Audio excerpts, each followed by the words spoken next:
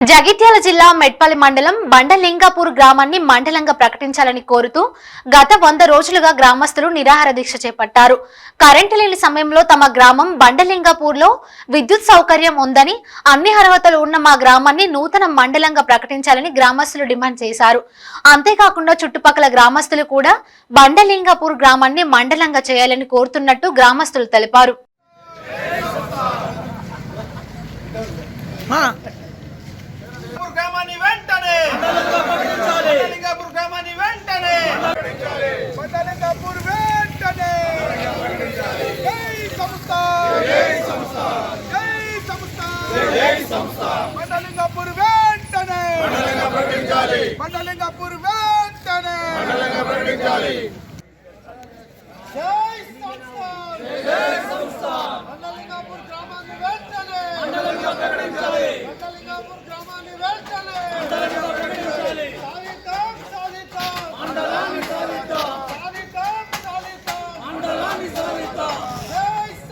మీకు దండం పెట్టి చెప్తున్నాం.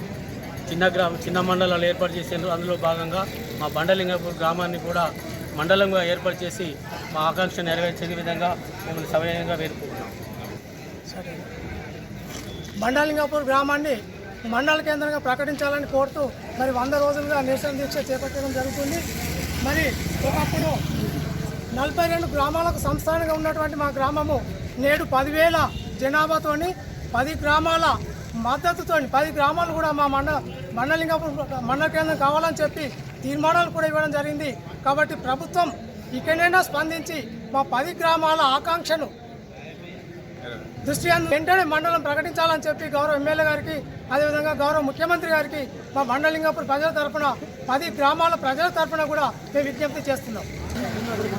మా బండలింగపూర్ గ్రామంలో మండలం కావాలి అని చెప్పి 100 రోజులుగా విలయ దీక్షలు ఇక్కడ చేయడం జరుగుతుంది. దీనికి ఇవాళకి 100 రోజులు అయిపోయి